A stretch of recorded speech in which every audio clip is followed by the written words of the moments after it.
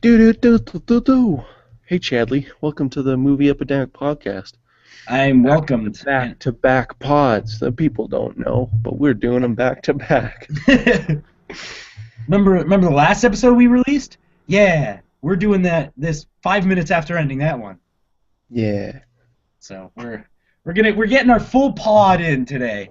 the old full pod. Hey, never go full pod. That's what they say. Ugh. This is gonna be danky. Yeah, We yeah, got yeah. we got some dank films. What do we got on the schedule here today, Chadley? Today we have the new Lifetime film, and I'm sure you've heard of it. It's called Grumpy Cat's Worst Christmas Ever, starring Aubrey Plaza.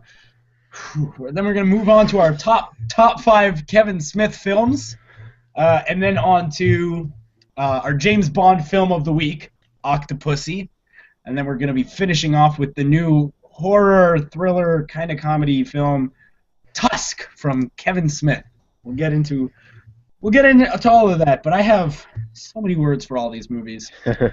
So let's start off with this Grumpy Cat nonsense.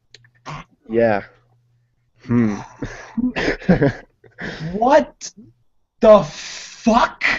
Like, when I heard the concept, I'm like, oh, that's gonna be terrible.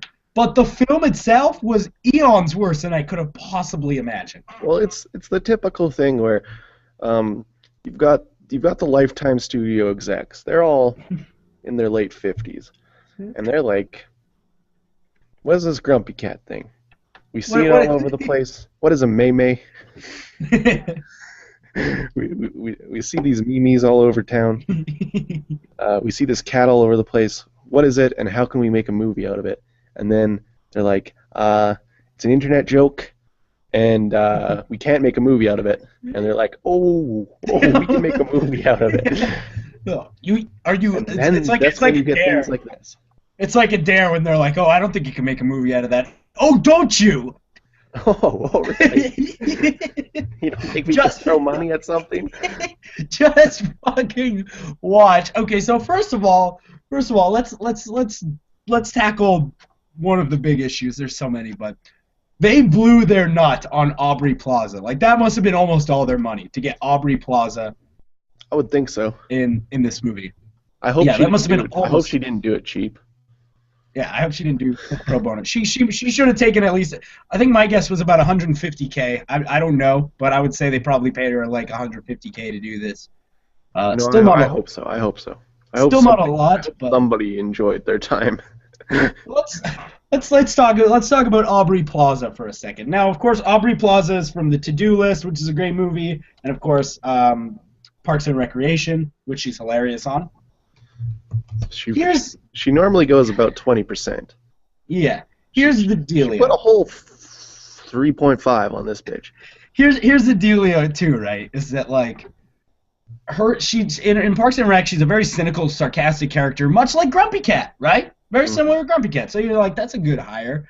But the thing is that like half of her performance from Parks and Rec, half of what she does is facial expressions, and just the Yeah. way that she is when she says these lines.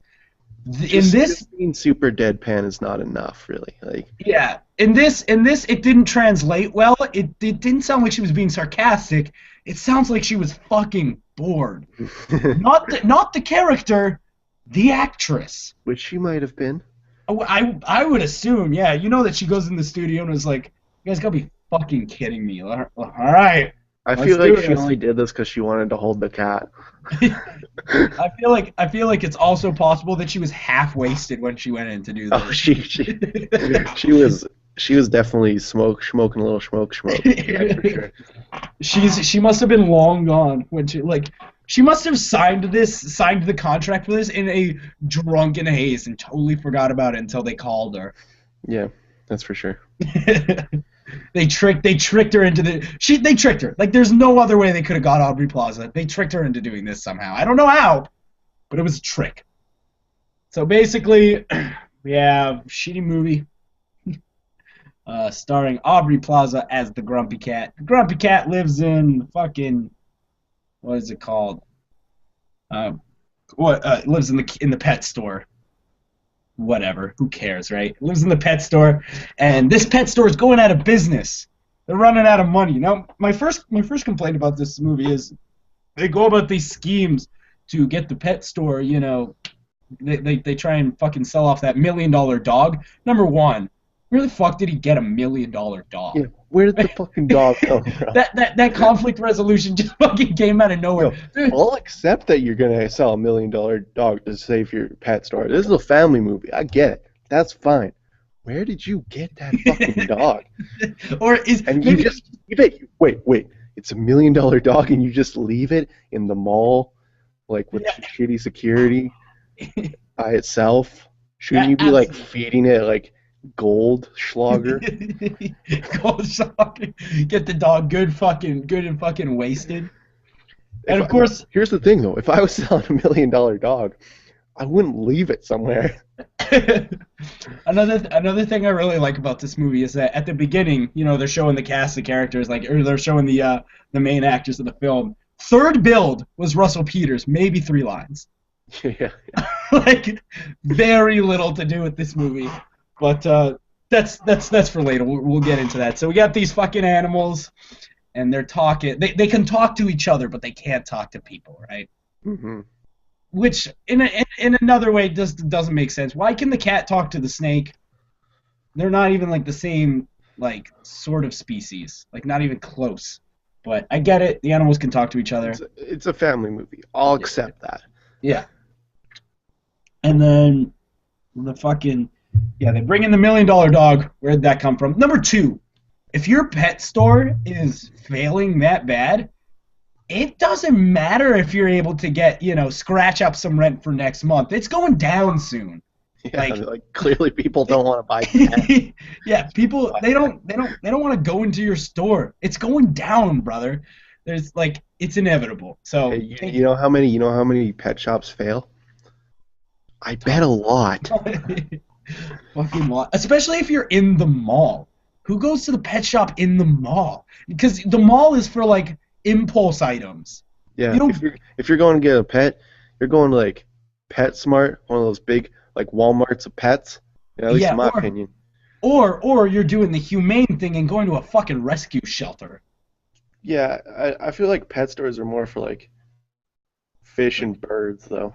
And Like I don't I snakes. don't I don't feel like a lot of pet stores are selling like dogs and shit. I guess Yeah, they you probably can. have some, but they're like puppy mill, so nobody even Yeah, looks. the SPCA for sure doesn't sell enough scorpions. That's for sure. Yeah, man, if you want a scorpion, you gotta go PetSmart. Yeah, exactly. All right. I feel you on that one. I know, and this is a lot like usually what my parents do when they want a dog. They find somebody whose dog just had puppies, right? Yeah, that's a good strategy. Yeah, Same goes for kittens. yeah, a lot of people do. Because you know what I found out about kittens? If Mm. your cat has kittens, you're for sure desperate to get rid of them. Like you'll give them out for Holy fuck free. yeah. You'll fucking give them out in gift bags. Like you want to get rid of those fucking kittens. Basically, yeah, pet shops not a good investment overall. So in the movie, You ever have 6 kittens running through your house, Chadley? You don't want no. that. I've had one, and it's like, this is the worst experience of my life. Why is it running on everything? Don't Yeah, have they six run. kittens. But then, of course, they have this $1 million dog, and then the best characters of the whole movie come in. Oh, man. We got these fucking rock star guys who want to rob this place to get some money, so that they can become rock stars. Buy a tour bus. Kate, you know what's a better way to become a rock star? Be not shitty at music. Like, don't buy yourself a tour bus before anybody knows who you are. That's the dumbest decision you can make. I didn't understand anything about this movie, but that was a big weird one. And another thing too is that these two guys who play the rock stars, there's something about the camera that just seems to lure them in. That they just peek at the camera every now and again, and not every now and again, like twice or 3 or 4 times a scene. There's more people looking at the camera in this movie than anything else. Yeah, like it is unruly. Russell Peters seemed to be the only one who didn't look at the camera, and that was about as much profession.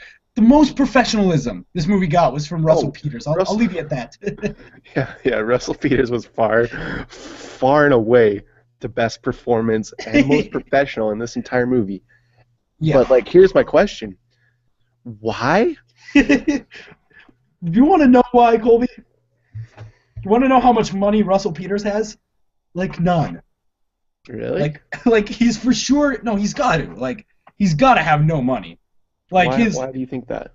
because his racist comedy died down in like 2008. Nobody cares anymore, and now all he does is bit But parts in shitty movies. he was as huge as fucking Dane Cook for a long time. So Yeah. like, And now he's not. And he's fucking he blew his load on how much money he thought he was gonna have in coming years, and now he's gotta do lifetime cameos to make up for it. yeah, I guess. That would be my estimate. Like, there's nothing else that could possibly explain why he'd be in this movie, other than he really needed some rock. Like, I guess. I've never felt that Russell Peters is like down on his luck. Like it's never been my impression of Russell Peters. we're about to have Russell Peters is gonna have a few really bad years. That's what I'm saying right now. Well, yeah, in the future, I just assume that he's still floating on some fuck you cash, and he still does shows, and like people still do go see him. Like, Yeah, but he's really racist, and more people are like realizing that and being like, "Wait a minute, that's not funny. That's really fucking racist." yeah, he's brown, you know, he can do it. He's fucking brown. Yeah, but he makes fun of every race. Like, imagine a white guy saying the stuff he does. Oh, Yeah, you they'd can't be do it. they'd be burned on the cross. Like, it'd be vicious. Anyway, back to this fucking movie. So we got these shitty rock stars, right? And they wanna get some fuck you money Yeah, to so go they try on. and steal the dog. So they try and steal this dog, and they tie up. Okay. Here we go. Here we go again. All right, I'm going on another tangent here. There is a part of this movie that makes literally 0% fucking sense. Literally no sense. The most confusing thing. I bet you know what I'm talking about too. Yeah. They fucking go in and they find the security guard and they fucking tie him up, and the security guard's like, "No, don't fucking," and they're like, "Where are the keys?" "I'll never tell." And then they pull out a gun and he's like, "Oh my god," so scared for his life. "They're over there." Turns out the fucking security guard was in on it the whole time. Why did they do the little charade? Nobody was there. Nobody saw that. There's no cameras. There's no cameras in that room. It was the room for the cameras. Yeah. And if there was cameras in that room, he'd be fucked, because later on in the film, he reveals, in an area that has cameras, he reveals that he was behind the whole thing. We haven't even talked about the little girl yet. Okay, yeah. So this movie stars this little fucking annoying bitch, and I don't, like, there's cuter little girls out there. I don't know what they were thinking. Like, but one thing Better choices. Yeah, that's for sure better choices. And basically, she's sad because her mommy and daddy got a divorce, and some guy comes into the restaurant her mom works at as a waitress and is like, "Hey, you want to fuck?" And then, "You want to fuck?" He didn't say it like that. But And guess what? he fucks. So then the mom's like, I'll only go to your party, because the guy invited her out to a party. He's like, "I'll only go if my daughter comes with me." And the daughter's like, "Okay, I'll go," because her daughter wants the mom to get some nice pee. Yeah, I know you want that. We're giving this the best fucking description we could possibly give it. The little bitch wants to get her mom some cock, so she's like, "Okay, yeah, I'll go to this party," and then pieces out immediately. And it's like, if she was gonna piece out immediately, what was the point of having her go to the party at all? Like, that didn't make sense, and nobody noticed that she was gone. Good parenting. Like, she was gone for like a few hours. Good parenting. But she pieces out because she made a wish to Russell Peters, a.k.a. Santa Claus, Mm-hmm. that Yeah, she Russell could Peters have... plays Brown Santa in this too, which I like. Yeah. Russell Peters plays Brown Santa. She makes a wish that she gets a friend, and oh no, suddenly she can understand the Grumpy Cat. That's her friend.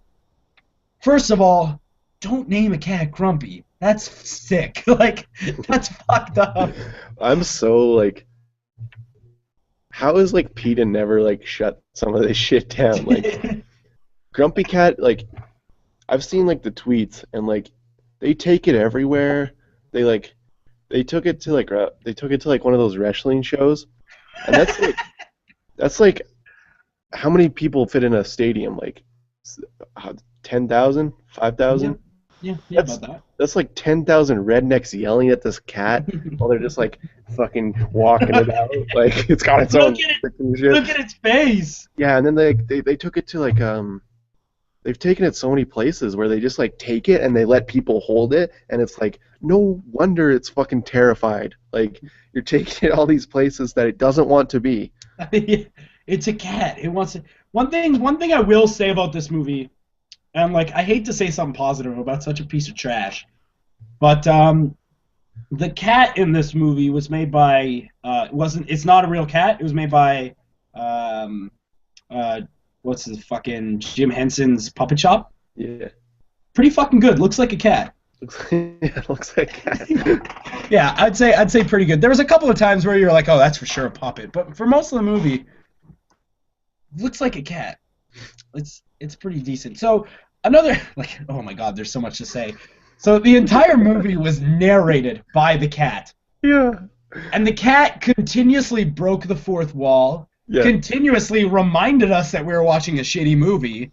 Yeah. Like, Why did so often like it'd be like, why are you still watching this garbage? This is one of the worst movies we've ever made. And it's like, wait, what? like they're so aware of how bad, and they're letting us know. They're like protecting us. Here, you want to hear the what Aubrey Plaza had to say when she signed on to this?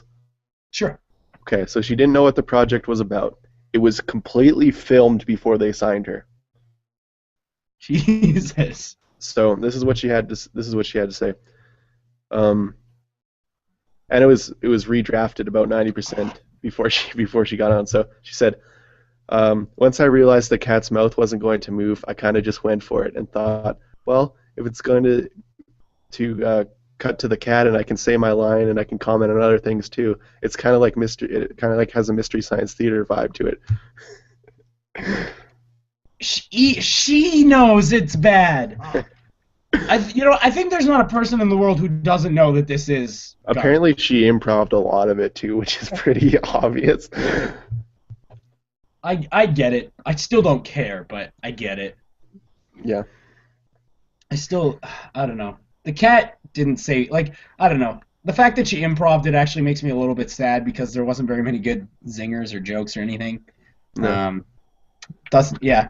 Like, I almost felt like now I almost wonder if it would have been better if she hadn't. Just stuck with the Lifetime script. Yeah, maybe. But yeah, the narration was terrible.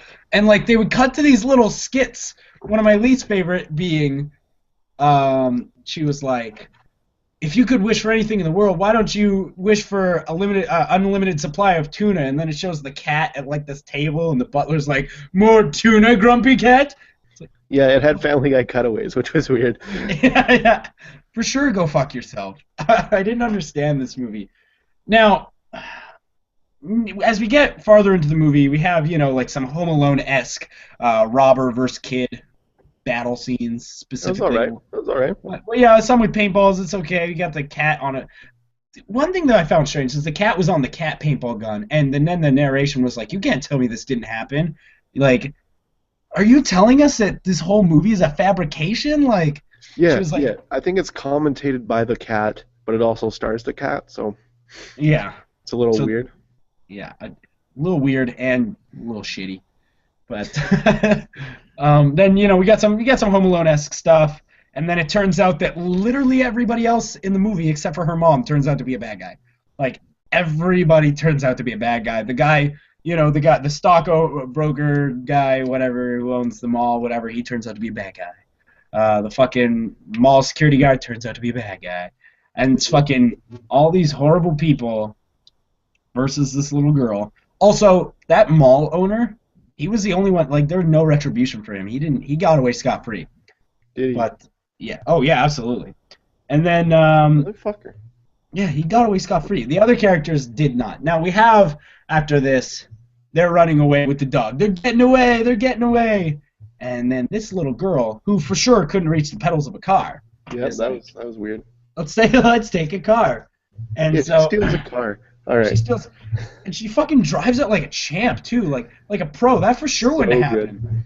You could totally see the stunt person when like they were close, which I liked. Yeah. But here's one thing that I seriously want to talk about, like, so much, because the rest of this movie was questionable, but then there was just something, and I know you know what's up. Something kind of fucked up happened near the end of the movie. The whole Oh movie's yeah. pretty family oriented, and then at the end of the movie, for sure a rape joke. Yeah, yeah, it Yeah, was weird. there was a rape joke. It's fucking okay. So here, I'm I did gonna a lay this spit out. take during it. Yeah, I'm gonna lay this out. I told everyone I knew. I was like, this has a fucking rape joke in it. I called my mom and was like, the Grumpy Cat movie has a rape joke. But like, I just Oh, that's so good. I couldn't believe it. But I'm gonna lay it out for all you people watching, just so you don't have to. Just because I know you're like, oh, I'm curious about the rape joke. Maybe I'll go watch the movie. No, don't do that. I'll just tell you the rape joke. So her mom comes and she's just been saved from the robbers and the police are there somehow, even though nobody called the cops. Also, yeah, she called her mom before she called the cops. Bad move. Yeah, Bad bad move move for on her. sure. Yeah. But okay, so her mom comes and is like, "Oh my God, I don't even remember the girl's name. It was like Karen or something fucked up, like something I don't know. stupid. I don't care." But the mom comes up and is like, "Oh my God, are you okay?" And she's goes, "Yeah, mom." And she's like, "Did those men do anything to you?" And she goes, "No, mom." And then the cat goes, "That's a different kind of Lifetime movie." Um, Jesus. you know that this is exactly how I imagine this, okay? In fucking households across America watching this shitty garbage film with their kids, right? You know, 5, 6, whatever. Mhm. And parents are just sitting there and they're fucking just hating their life, just whatever. Probably reading a book, playing on the iPad or whatever. Yeah. They hear that line. The second they hear that line, they put down everything they're doing and they go, "Oh fuck!" Like, and then the kids are turning around like, "What does that mean, mom?" And then the parents have to explain rape. Thank you very much, Lifetime. You made parents explain rape to their kids. Why even have that in there? Like, Yeah. It weird it's so uncharacteristic of the rest of the film. Like, why even have it in there? Like, I don't fucking know. It made no sense. It was so out of character. So yeah, that was probably the part of the movie that I was most appalled at. Told a lot of people about that. Some really questionable content right there in that family film. yeah. And I mean, I didn't then, expect it to be good. It's fucking Grumpy Cat's Christmas. Like, but I got to tell you, one thing I did not expect from a Grumpy Cat movie was a rape joke. that's true. That's the last thing I'd expect. Delivered from the cat too, which makes it even weirder, in my opinion. And it actually makes it even weirder knowing that Aubrey Plaza improvised her lines. Did she do that rape joke? Was that her invention? Do you think that's an original Plaza joke? But the point is that like, you know that like when they're watching over that, and even they can let her improvise or whatever. But if they're watching over that and they're like, "No, Aubrey, Aubrey, we watched the soundtrack that you made. We got a problem. We have one issue with something you said." The guy's in the booth, just hating his life because he's recording Lifetime movies. He's like, he's on Snapchat, like sending dick pics or whatever, and like, he's not even listening really. He doesn't care what she's doing. She's improvising shit. She slips in a rape joke, and this motherfucker's like, "Whoa, what's going on in there? What's going on in the booth?" I was half paying attention. I will admit freely, I was half paying attention to this movie, but like, as soon as that happened, like, I was like a cat. My fucking ears propped up, and I was like, "Oh, hold on, what?" I'm not even shitting you. I rewound twice. I rewound because I was like, I couldn't have heard that right. I did. And I was like, "Oh dear. Oh dear. That's a rape joke." Grace Jackie. Good Khrushchev. And then, of course, her mom's like, "What do you want for Christmas?" And she's like, "I want to adopt Grumpy Cat." And then she does, and then nobody gives a shit. And then there's like 8 seconds of credits. It's I can't believe this got green lit, Yeah. This almost felt like maybe it was like Kickstarter funded or something. Like if that was the case, it fuck could have all, been good. fuck all you Kickstarters. Fuck everybody who backed this project. Whoever's in charge of this, I mean, You know that the director, after seeing that movie, was like, that's it. I'm done." let's see what else the director made. Yeah, he's out of the. He's got to be out of the game now, right? Like, that's got to be a deal breaker. Absolutely. Okay. Like, I almost vomited so many times. He wrote the SpongeBob SquarePants movie. You know, not a bad film. Not a He bad film. directed Garfield's Tale of Two Kitties. Oh yeah, okay, that makes sense. He directed Alvin and the Chipmunks. Lots of cat work. He directed Hop, the bunny movie. Yeah, I'm looking at this now. And he directed Muppets from Space. Oh, he directed Max Keeble's Big Move. Oh, shit, yeah. Oh, my God. Okay, no wonder this movie sucks so much. There's a lot of... Oh, no. Oh, no. Do you think if we went back and watched Max Keeble's Big Move, they slipped in a rape joke that we didn't notice? Oh, you know what? We might have to go back. He signed on for the remake of Short Circuit. I thought that was the fucking guy who did Elysium and District 9. Maybe not. What? No. Oh no, it's an actual official Short Circuit remake. Rest in peace, Johnny Five. Rest in peace, Johnny Five. There's one movie coming out next year. I don't remember what it's called, but it's like eerily similar to Short Circuit, almost the exact same. Even Goes to the Hood. Johnny Five. Short Circuit 2 Goes to the Hood was the best. Yeah, Johnny Five. I like Short Circuit too. Yeah, it has more of the Indian guy. Yeah. And he goes to the hood, and Johnny Five becomes a gangster and stuff. It's the bomb. Yeah. But overall, Grumpy Cat Christmas, if you were going to watch it, don't. It will ruin your holiday. Yeah, well, it does deliver what it says it's going to do. It says, this is Grumpy Cat's worst Christmas movie, and throughout the movie, they remind you, this movie's awful, stop watching it. At some point, they say, stop watching this movie. Yeah. That powered through. Maybe a couple of times, actually. Yeah. I had to power through. I did almost turn it off at points. I did almost turn it off. Oh yeah. Well, fuck yeah. Luckily, I was pretty tipsy, so I was crushing through it, you know. I had some dirty shine, dirty moonshine. That's I was loving it. I was loving it. Disgusting, but I'm gonna give it to you. So let's I think we can move on from there. Now later on in the show, we're gonna talk about the movie Tusk, which is Kevin Smith. Kevin Smith, and if you don't know who Kevin Smith is, legendary director, has done a lot of really great movies. And today we're gonna do our top 5 Kevin Smith films. Why don't you start us off, Colby? What's your number 5 Kevin Smith film? My number 5 is a little movie called Dogma. Matt Damon. Matt Damon. That's pretty much the only reason I got it on here is because Matt Damon's in it. Dogma, what I really like about Dogma is that it's got a fucking awesome cast. Yeah, it does. It really does. Spectacular cast. Fucking Ben Affleck, Matt Damon, Alan Rickman's in there. Oh yeah, Rickman is in there. Fuck yeah. Chris Rock dumps a couple of knowledge. Of course, you have Jason Mewes and Kevin Smith himself as Jay and Silent Bob. Of course. And classic characters. And then for some reason, Alanis Morissette plays God. Yeah. Fuck yeah.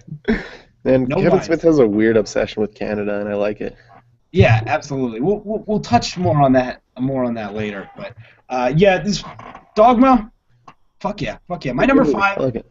My number 5 is a little movie starring Jason Lee, and Jason Lee is for sure not best actor in the world. Yeah. I think we can all agree he's not very good. Yeah. But this movie, I really like this movie. It's called Mallrats. Yeah, Mallrats. Mallrats is fucking good. We have Jason Lee, Stan Lee as well. Oh yeah. Stan Lee's in this film, and Jason Lee just talks about Fantastic Four's dicks, which is a really good bit.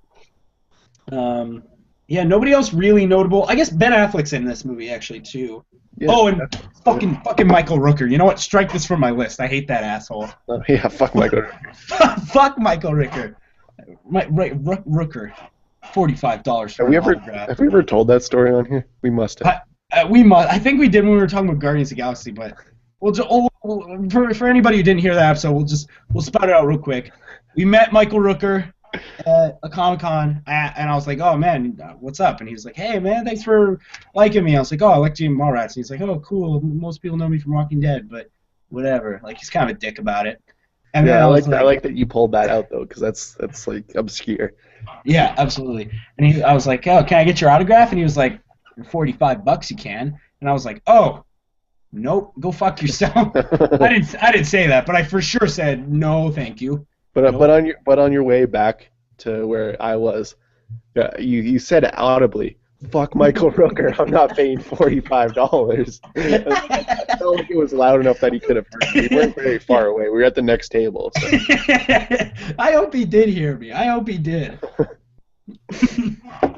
Yeah, Oh, you shit, just came up with this big deal. He's like, yo, fuck Michael Rooker.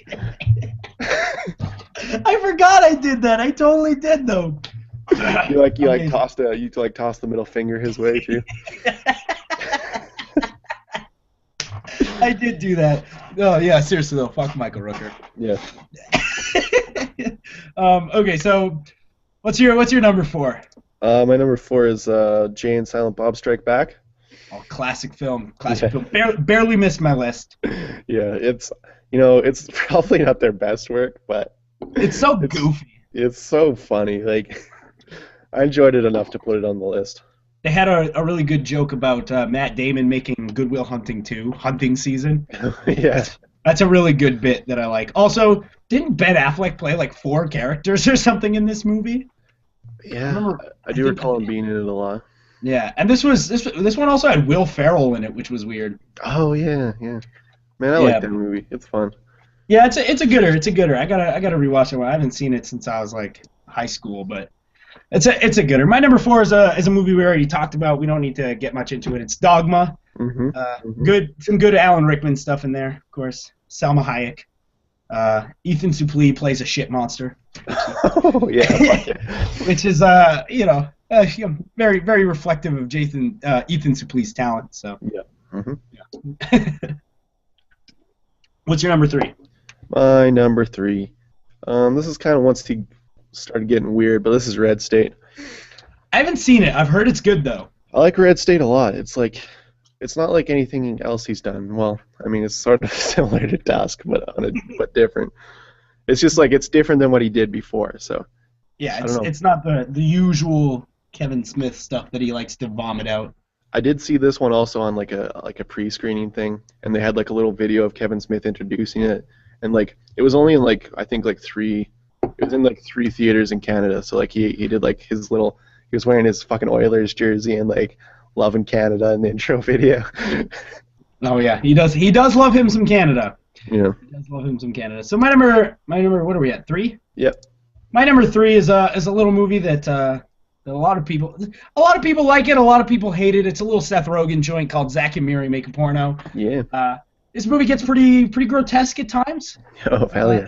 Including a scene where Jason Mewes gets his face shat on. Oh yeah. This is my number 2 also. Yeah, but I love me some Zack and Miri. It is just a really quality movie. Yeah, it's good.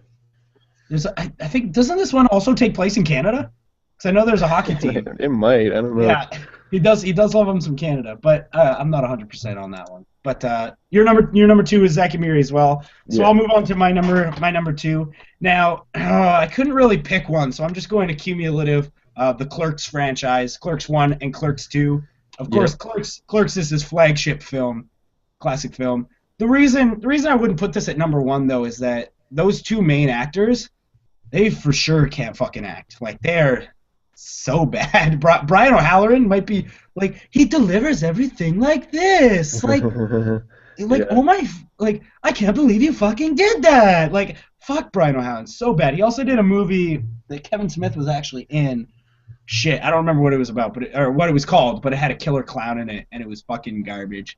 Like Brian O'Halloran is a killer clown. I don't remember what that. Vulgar, that's what it was called. Vulgar. It was a garbage film. I think Brian O'Halloran directed it himself, or wrote it, or something. It's garbage stuff. Yeah. Garbage film. All right, so what's your? Now we did your number 2. What's your number 1? My number 1 is Clerks 2. I don't know. Yeah, as a full series, right? They kind of run together. I think I like the second one more, but I don't know. There's a lot of good stuff in the first one. The first one is like a flagship, so it meant more, but the second one is definitely funnier. Yeah. Like the first one was trying to say too much. Like the first one felt like it was trying to be too smart, and I mean it got him places because it was pretty smart. But then the second one actually felt like a comedy film. Yeah, you know? Like the fucking Buffalo Bill J. Mewes, Yeah. It's so fucking funny. Like I still have nightmares about that shit. One of my favorite parts about that movie is when they fucking just randomly start dancing to Michael Jackson's, or the Jackson 5. It's just full of wacky shit. Alright, so my number one film, this is another one of those love it or hate it movies. My number one Kevin Smith film is called Chasing Amy. A little joint starring Ben Affleck and Jason Lee, and that girl who was in Big Daddy, whose name I always forget. But Joey Lawrence or something like that. But this movie is really fucking good. Basically, it's about a guy who falls in love with a lesbian. Comedy ensues, but also some serious sadness. I also spotted a camera and a window reflection in this movie, which is kind of neat. Yeah, that's a pretty good movie. I haven't seen it in a long time though, so. It definitely is. It definitely is his finest work. It's real fucking good. Mm. Cool. The one he did immediately after that was called Jersey Girl, and so bad. Skip the fuck out of that movie. I'm pretty sure I've seen. I think I've seen all of his stuff. So. I've seen most of it. I just haven't seen Red State. Red State. I need to. And I haven't seen any of the animated Jay and Silent Bob movies. They're not very good. Yeah, I've heard that. Also, Cop Out. Remember Cop Out?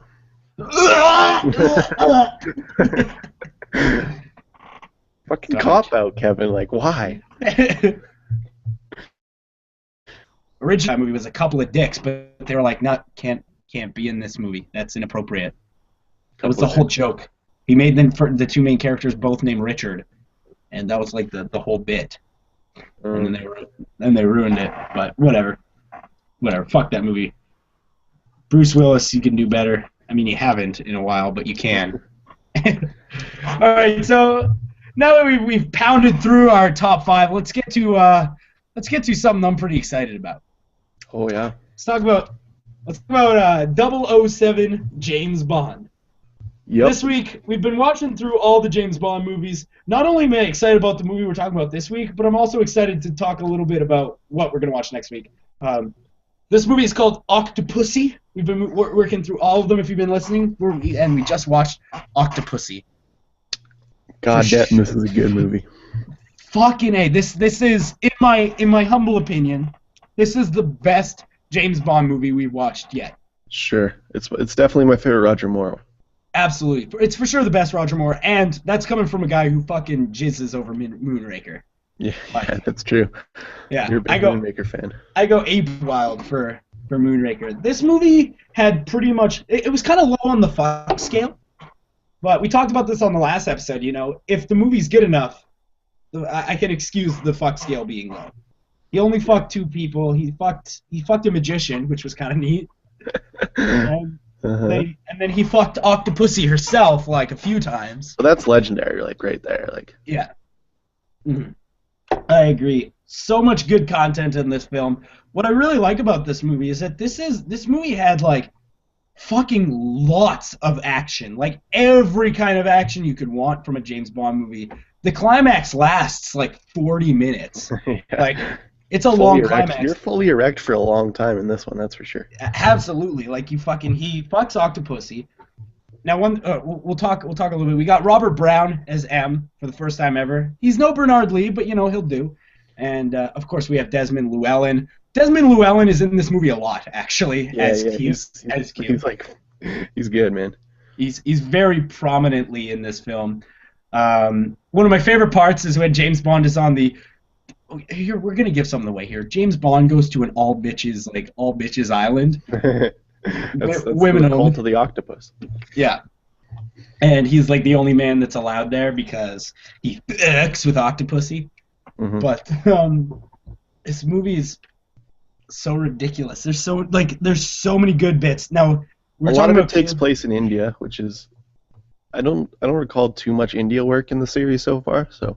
Yeah. There's not been a whole lot, but as soon as they showed the Afghan market or the Indian market, I was like, oh, there's gonna be some awesome market chase scenes later on. That's one of the best chase scenes I've ever seen, man. Yeah, they fucking delivered. He did a wheelie on the fucking those little carts. Yeah, the little taxi carts.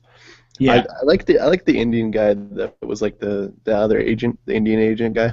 Oh yeah, what was it? DJ was his name, or BJ or something like that. Something J. There was a J in there. Yeah. But yeah, he was He was really good. This movie had a lot of really cool gadgets. Not all of them were made by Q either. Yeah, Of yeah. course, This was a heavy gadget one. yeah. Of course, we had one of probably this had two of my favorite gadgets ever. One was made by Q, and that was the fucking crocodile submarine. The submarine that looks like a Oh my crocodile. God. The crocodile submarine was legendary. But my favorite gadget wasn't even made by Q. My favorite gadget was the fucking saw blade yo-yo. Yeah, the saw blade yo-yo. That's if you're gonna be a henchman, you gotta have something weird, right? Yeah, And the saw blade yo-yo, that's up there. yeah. And then he also had the pen that shot sulfuric acid, which was good too. Mm. Just some quality stuff. Some real quality shit in this movie. And then, of course, so basically, James Bond finds out about 009 was murdered, trying to, fucking recover, what was it, like an egg. It was like a diamond. Fabergé egg. Yeah, Fabergé egg. And what was it? It had, like, information in it or something like that, or... Yeah, yeah. I don't know. It had like I feel like it had nuclear codes in it or something. Like that's kind of yeah. I didn't really get the whole egg thing, but that's kind of how every movie goes. Every James Bond movie, at least Cold War era ones, they're all kind of like they all end up was going they all on. kind of end up with a Russian bad guy. Like this one, they end up in Russia, and Yeah. and then like there's a Fabergé egg that has nuclear fucking plans in it or something. I don't know. Yeah, it's pretty cool though. It's pretty cool. The egg itself looks neat, right? Yeah, it's a cool little thing to be chasing after. Because like in the last one, they just had like a control panel that they were trying to get. You don't remember anything about that movie, but they Oh yeah, I do. I remember the control panel. Yeah. And like that's not that cool. Like it's just a control panel, but like an egg, that's all right. Fabergé egg. Yeah. And there was a lot of really good egg bits. Oh man, I know we're going back to this for a sec, but like I actually want to talk about something that I totally forgot about the last one we did for Your Eyes Only. Oh, yeah. Did Blofeld fucking die in that movie? I don't recall. Did fucking James Bond kill him with a helicopter? Maybe. There's some helicopter work at the end. No, like at the very beginning. Fucking I don't know. number one of Spectre, Blofeld, and fucking James Bond had like a fight in a helicopter or something. I don't remember. I don't fucking remember dick all about that movie. But anyway, back to Octopussy. Had one of the best openings ever, where he fucking hijacks a plane, and then they shoot a missile at him, and then he fucking goes through the barn just as they're closing the doors, and then the missile blows up the barn, and then he fucking pulls up into a gas station in his plane, and he's like, "Fill her up, please." Oh yeah, that was real good. Real good bit. And then we had a really excellent opening sequence, like a really good one, and the song was good. Like the song was real fucking good. Yeah, one of the better ones. I think it was called All Time High. All Time High. It was up there. It was. I definitely enjoyed it more so than Yeah. the last few. So. Yeah, me too. It was definitely a gooder. Yeah, and then once we get to that climax, right after he gets off the island of Fair Ladies, it's pretty much just like he's following the circus, right? Because there's going to be a bomb that's going to go off on a U.S. airbase at this circus to try and frame the United States, Russia, Mother Russia. Yeah, that's correct. Against Mother Russia. And then we got some good train stuff where he's running up atop the train and fighting people, and there were sword fights, and there were sais and ninja stars, and he fucks people up on the train, and then he gets there, and he dresses up like a clown to try and escape the cops. Oh yeah, that was good. Oh, and he gets in the gorilla suit. I remember that. Oh yeah, he gets in the gorilla suit, yeah, and they cut off the gorilla suit's head, but he's already fucking gone, right? He's climbing on top of the train to go and fuck up some more motherfuckers, and then like you're like, okay. I didn't find the bad guy to be that memorable though. Yeah, what was his name? Like Ganon or no, not that. That's Kamal Khan. Kamal Khan, yeah. Khan. But yeah, as soon as that's done, as soon as he's defused the bomb, you're like, oh, good climax. I mean, that was like a 20-minute climax, but it's got to be over now, right? No. They go to that fucking castle in India. They infiltrate it with all of Octopussy's like female gang. They're like the Sheetlas. And then they're just fucking killing people, shooting people left and right. But then he gets away with Khan gets away with Octopussy, and then James Bond chases him on horse. on fucking horseback, Yep, yep. and then the bad guy takes off in a plane, and James Bond jumps onto the plane. Like, I'm like an infant describing his favorite part of a movie. Fucking grabs onto the plane and is like fucking holding onto the plane. He's like swerving and doing flips and shit. And James Bond doesn't give a shit. That was good, but that wasn't even my favorite part. My favorite part is when he invaded the castle in a hot air balloon. Oh yeah, yeah, and he fucking and the hot air balloon had the fucking British flag on it. That was amazing. Yeah, Q was driving it. Yeah. And then I think he made a little joke about how Q is full of hot air. Just a little joke. Q's like it runs on hot air, and then he's like, you should be good at it then. Zing, zing, zing, zing, zing. Yeah. Lots of good moments in this movie. Some good fuck scenes too. Like when there weren't many, but like when he started kissing Octopussy, like he wasn't holding back. He was going full fledged. Also, oh man, just so much is rushing back in the opening sequence. In the opening sequence, there was for sure some silhouette nipple. Yeah, yeah. And That's not uncommon though. That's not uncommon. We saw some areola too, like lots of nip, lots of breast stuff. But this is a good one. This is definitely a good one. Yeah, definitely the best one we've watched so far. I fucking love this movie. Yeah. And then he's fucking holding onto the plane, and he throws down the henchman. He throws the henchman out of the fucking plane, which was awesome. And then him and Octopussy jump out of the plane just as the bad guy is about to fucking hit a mountain, and it explodes, and it's fucking amazing. Like it's so memorable. Like it's the exact opposite of For Your Eyes Only. 100%. I will never watch For Your Eyes Only again. Yeah, me neither. I'll probably watch Octopussy again this year. Like before 2015. That's how much I like this movie. Yeah, it's good. Now I wanna. So yeah, you like it just as much as I do? Yeah. Yeah, no, this has been my favorite so far. Yeah. Now next week, you're gonna have to tune in for our James Bond because we're gonna talk about something a little special. We're taking a break from the official series, and we're gonna talk about Never Say Never Again. A little James Bond joint that Sean Connery did out of spite. And I read up on this actually a little bit.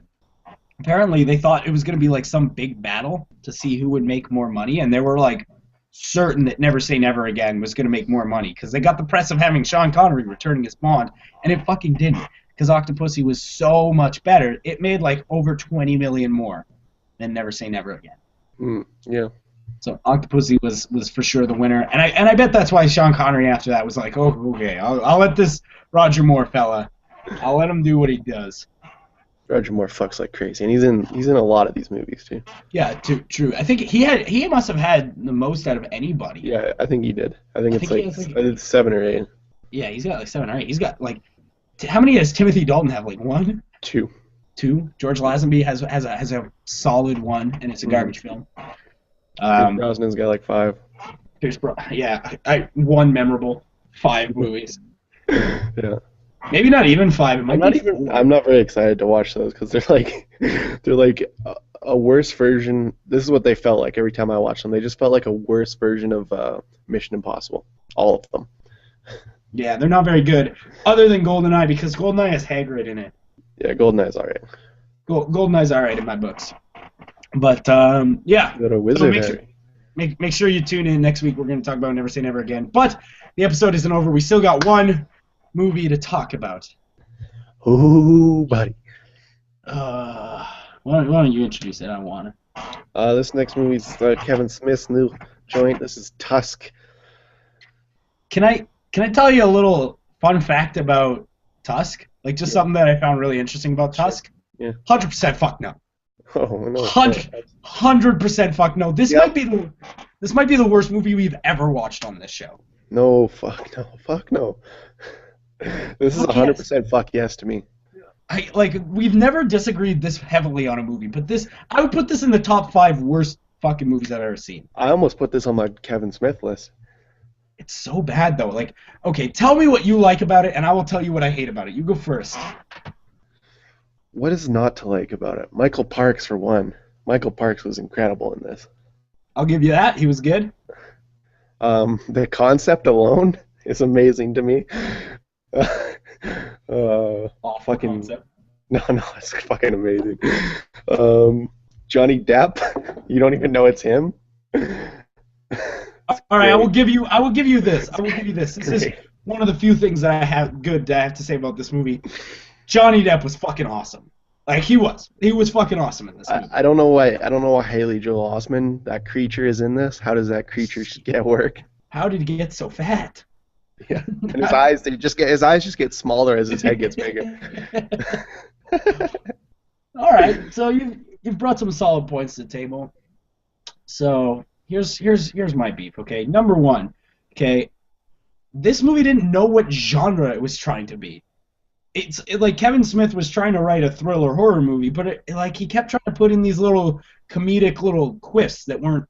It didn't really make sense with the tone of the film. Specifically, No, I get it though. Like it's a movie about a guy that turns another guy into a walrus. Like there's gonna be jokes in it. It's a horror comedy basically. specifically one of the bad ones is that I understand Kevin Smith really likes Canada, right? Because this movie takes place in Canada. For sure didn't do any research about actual Canadians. Like there was like he took all the easy jokes for Canadians. Like all the easiest jokes. Like, oh, they say hey, hilarious. Oh, Guy Lepont, he likes poutine. Ah, you know, all the real easy Canadian jokes. Like, oh, don't tell a Canadian you don't like hockey. Hilarious.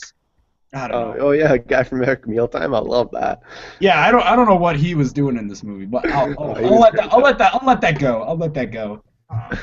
Cause yeah, he was all right. He was all right. The thing is that this movie for the first 10 minutes seems like a comedy, like an interesting sort of weird comedy, and then he gets to that guy's house, right? Michael Parks' character. And Michael Parks was great. He really was. But that scene where he first meets Michael Parks, he goes on for like fucking ever. Oh, Like, you're gonna hate Red State then. He's got a 20-minute monologue in it. yeah, but I feel like in that movie he might actually have something to say, but he could have just fucking opened with the walrus story, for the love of fuck. Like, just open with the walrus story. I don't care about your other stuff. I don't care that you're in World War II. Like that doesn't add anything to your character for me. You're an insane man. I don't care if you're in World War II. You're a serial killer. Don't give a shit about your background. Like, don't give me 20 minutes of giving me this guy's background that may or may not be true because of the insanity of the character. It seems fucked. I don't know. And then, like, I'm gonna admit this, okay? I may have a weak nerd stomach, but when they first showed him after he fucking did that surgery on Justin Long, I paused the movie and I rolfed. I will I will freely admit that it was so disgusting I barfed. And only two movies have ever made me do that. This and The Human Centipede 2. Those are only films that ever make me barf. Mm-hmm. This was gross. Like when they first showed him as a walrus, it was shocking. It was grotesque. It wasn't. Oh, that's why it's so good, in my opinion. It wasn't grotesque in like an interesting way, though. It was just gross. Fucking yuck. Number two, and I know they're probably not going for scientific accuracy. Pretty sure that wouldn't work. Pretty positive you couldn't do that. No, you can't. I don't think you can do it, but as soon as you get through that bit, I didn't care for the relationship with like his girlfriend and. Yeah, and that's another thing. Why am I supposed to give a shit about any of these characters? The four main characters are all fucking awful people. Yeah. Justin Long's character is a jizzbag who doesn't take anything seriously and is cheating on his girlfriend. Yeah, which is why it's okay that he's got turned into a walrus. Like. Yeah, his girlfriend, who is supposed, I guess they kind of introduce her as the main protagonist of the film, sort of. She's fucking around with Haley Joel Osment. Haley Joel Osment's fucking around with his best friend's girlfriend, and then the fourth main character, kills people and turns them into walruses. Yeah. The only likable character was Guy Lepont.